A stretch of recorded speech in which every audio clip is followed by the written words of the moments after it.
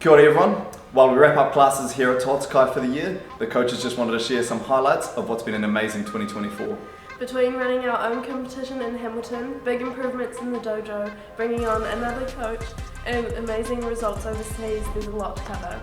That's right, the year kicked off again with us training with our friend and amazing world coach Toatakai up in Hamilton.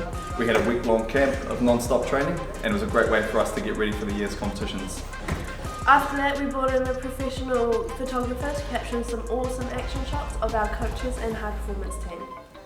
As training ramped up, we had a team of 5 head all the way to Sydney, Australia for the Australian Open. This was another awesome Australian Open for the team where we picked up a gold, 2 silvers and 2 bronzes, along with a whole bunch of awesome highlights and a great kick-off for our international tournaments in 2024. Moving towards the middle of the year, we secured funding for a whole bunch of new equipment for the dojo. We've added many interactive training equipment like braking boards, reaction lights, agility and balance equipment, plus more. Yeah, and that really stepped up our training as we headed to our Typhoon in June, where we had 4 events back to back, which was the Auckland Champs, a club round robin, a inter-club tournament, followed by the KO. And any of our students that did 3 of those managed to pick up one of our new Toatakai headbands. The Kirikira Open, the KO, was a massive undertaking for the club and it was awesome to see us run such an amazing competition right here in our backyard. So I want to give a massive shout out and thank you to all of the parents that volunteered so much time to help us create such a great tournament for our students. We also had awesome feedback from all the other clubs, their students, the coaches and the supporters, so I was just so thrilled with that tournament. Not only was it a great competition, but it was also a great opportunity for our students to compete. We had 38 players represent the club, with 21 players stepping onto the mat for the first time. We can't wait for KO next year, and hopefully an even bigger team. And with such a big team, we had to bring in some help from some old competitors. I'd like to welcome Wilson. Well, kia ora everyone. I've been training in this dojo for about 9 years.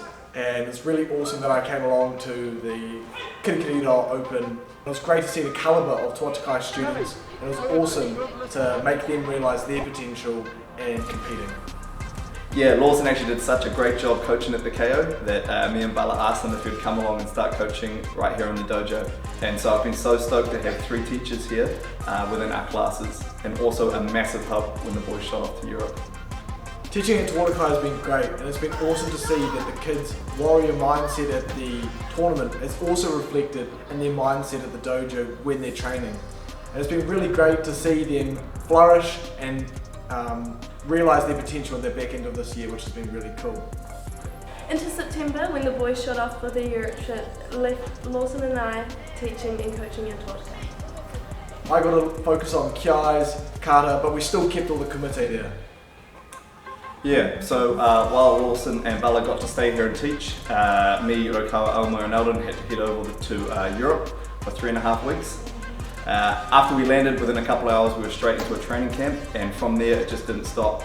We got to go back to Slovakia and train with my friend Claudio Farmington and his Farmex group, which led us to the Croatian Open, where Rokawa managed to pick up a gold medal and Eldon took a bronze, which was awesome just at the first competition to already get results at such a high level. We made our way to Austria for a bit more training and me and Rokawa competed at a Series A, which is getting towards the highest level that we can compete in. Rokawa got through 4 rounds and was very unlucky in like the last second of his match, a bit of a dubious call, but ended up with the top 16 finish. I managed to have 6 fights in the day, ended up with 7th place. After that we made our way to Budapest for our final week of training with our friends at MTK and competed at the Budapest Open, which was our best event yet. Elmer kicked us off taking a bronze medal in his division. I managed to secure a silver in the open weight and finally Eldon managed to take the gold medal in the age category above his own, which was absolutely insane. It was such an amazing result and capped off, which was such an amazing trip. And for me, just seeing Toatakai showing how competitive we are on a world stage was such an awesome experience. We've capped off term 4 with another grading. Grading was really cool for me as I finally got to be an assessor after many years of training and being the person graded. So it's really cool to see it from a grader's point of view and to work with Barney and Bella in ensuring the success of our Toatakai students are upheld. I've been stoked to introduce a bunch of new classes. I ran some girls-only classes, giving the young females of Toatakai a nice space to train together. We've started running an Adults Fit for Life class, most of our gym equipment here at Toatakai, and creating a supportive space for our adults of our students. Plus in Term 4 we've started working with Your Way I Kia Roa to deliver an engaging martial arts class for the disabled youth. Yeah, so I'd like to just finish off by saying a massive thank you. Thank you to all of the parents for supporting their students and getting them to class, and for all those that helped volunteer this year. I want to give another big thank you to the coaches. There's a lot of work that goes in behind the scenes with our coaches meeting, planning for classes. And finally, a massive thank you to our students. The Toatakai spirit and the Toatakai name means a lot to us, and for them to not just accept but to bring up their culture and help create what has just been such an awesome 2024 was just so cool.